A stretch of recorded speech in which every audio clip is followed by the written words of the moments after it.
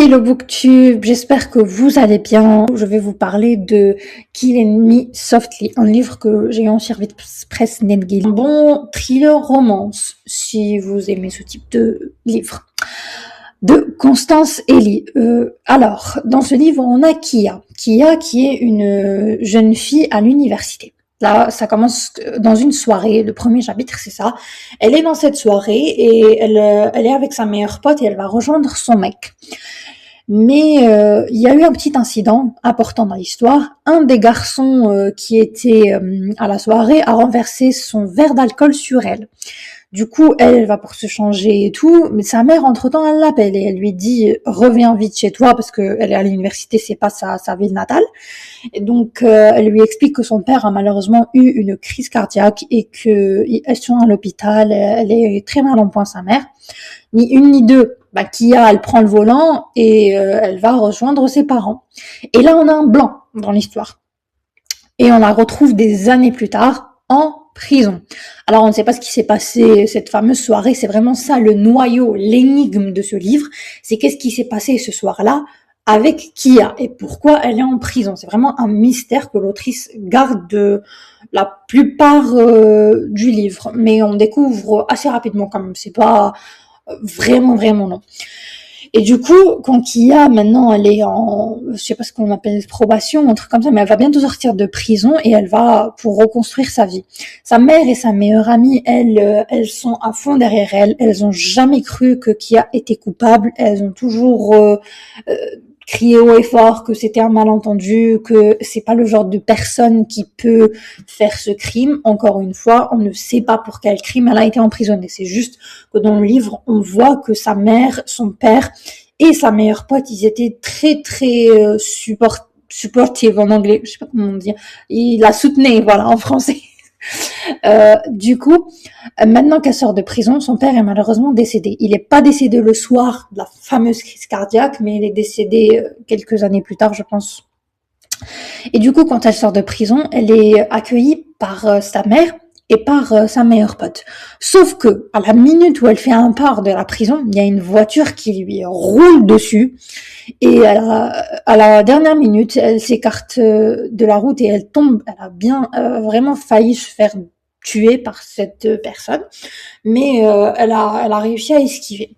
Et à la fin de ce chapitre-là, quand elle retrouve sa mère et sa meilleure pote, on voit qu'elle a une espèce de stalker qui est déterminée à se venger d'elle parce que pour cette personne-là, elle est coupable et elle mérite la prison à vie. Elle mérite pas d'être libérée et elle mérite pas tout ce que la liberté qu'il lui octroie, en gros. Et on sait pas qui c'est le stalker. C'est vraiment une deuxième énigme dans le livre. La première, c'est qu'est-ce qu'elle a commis comme crime, et la deuxième, c'est qui veut sa peau concrètement. Parce que quand on lit les chapitres du stalker, on comprend que il est pas prêt de la lâcher et qu'il va lui en faire baver pour le crime qu'elle a commis. Parce que pour lui, contrairement à sa famille, elle est coupable et elle mérite le pire. Alors, maintenant que Kia est sortie de prison et après l'épisode de la voiture qui a failli la renverser, elle va pour vivre avec sa meilleure pote parce que même si elle adore sa mère, elle se voit pas vraiment vivre chez elle. Et du coup, elle est colocataire avec sa meilleure pote qui a un super poste, donc ça va, elle a pas à se préoccuper du loyer tout de suite. Et puis sa meilleure pote, elle l'attendait, elle a même fait sa chambre et tout, vraiment, et des amis comme la pote de Kia. C'est une des meilleures femmes au monde. Quand tu lis le livre, tu dis en mode, wow, une amie comme ça, hein, il y en a pas des masses. Du coup, maintenant que Kia, elle est sortie de prison, bien sûr, la première chose qu'elle veut, vu qu'elle vit avec sa coloc, qui elle travaille, elle non, elle veut trouver du taf. Sauf que, bien sûr, avoir un taf avec un casier judiciaire, c'est pas évident, et elle galère. Concrètement, elle a envoyé son CV absolument partout, et elle est tenue par la loi de leur dire qu'elle a un casier judiciaire. Et à chaque fois qu'elle en parle, bien sûr, elle se fait striker direct. Et jusqu'au jour où la maison d'en face, les voisins de Kia et de sa colocataire, ils organisent une soirée. Et à cette soirée, ils invitent le business partner, en gros, le mari de la voisine, à un meilleur pote avec qui ils ont fondé une boîte. Et cette boîte-là, elle est sur un truc informatique ou des trucs comme ça, des données personnelles, enfin voilà quoi. C'est un truc de logiciel, si ma mémoire est bonne. Et à cette soirée, Kia, elle leur dit pas qu'elle a fait de la prison. Sa meilleure pote, elle a dit qu'elle faisait le tour du monde après ses études parce qu'elle ne voulait pas trouver un travail tout de suite. Un peu, elle a clairement menti sur son passé, quoi. Et à cette soirée, Kia, elle va rencontrer, je vous ai dit, le partenaire du mari de la voisine qui va lui proposer un poste d'assistante.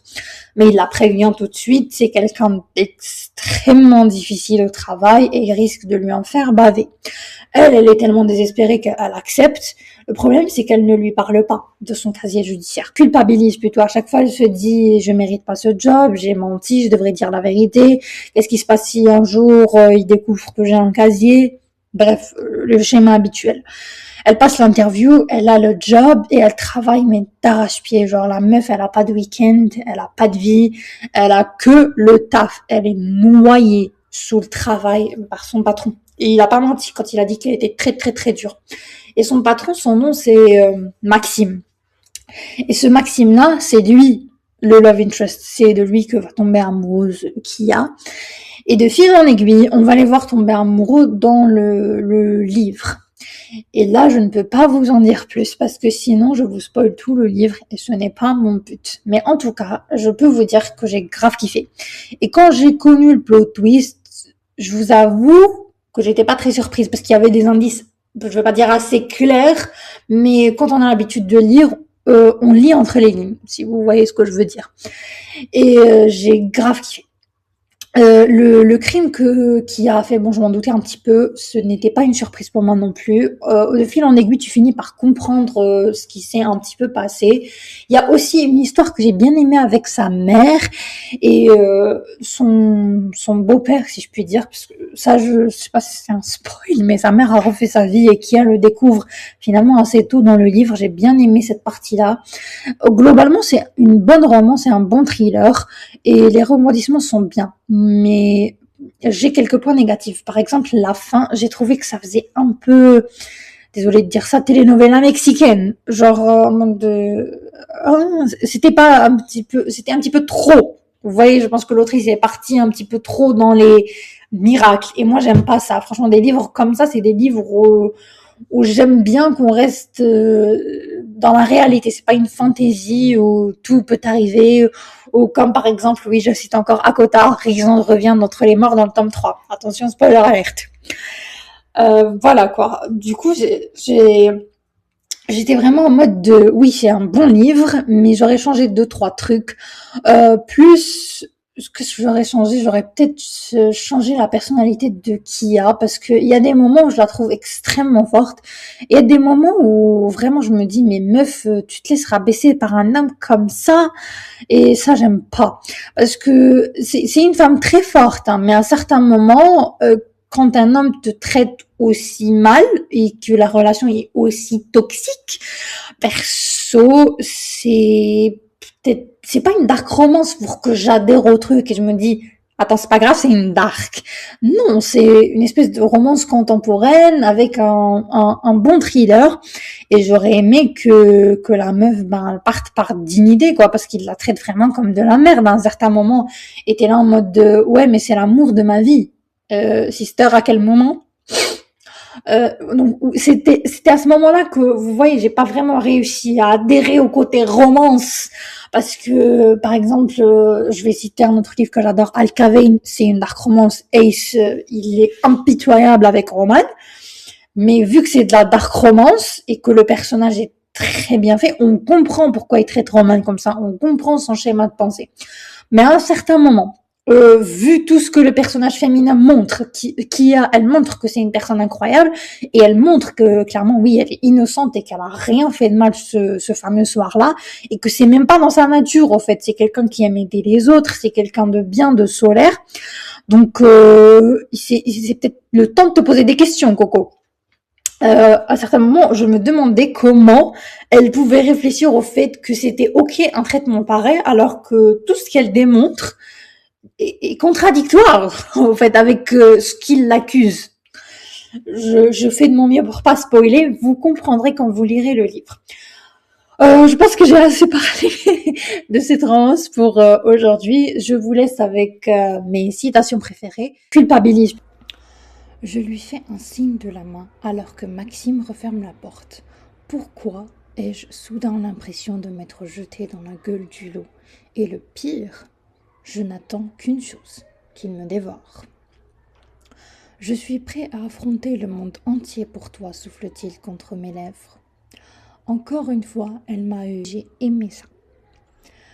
Tu m'as déjà touché en plein cœur. Je ne peux pas vivre sans toi. Il ne le sait peut-être pas encore. Je lui appartiens comme il m'appartient.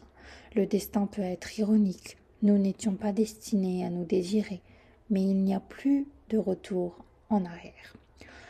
Alors, bon, comme je vous l'ai dit, la romance, elle est mignonne, mais elle a beaucoup de défauts en ce qui me concerne. Voilà, c'est tout pour aujourd'hui. J'espère que cette vidéo vous aura plu. N'hésitez pas à liker et à commenter, surtout à me dire si vous avez lu le livre, et si vous avez la même opinion, ou même une opinion différente. J'adore connaître les opinions littéraires.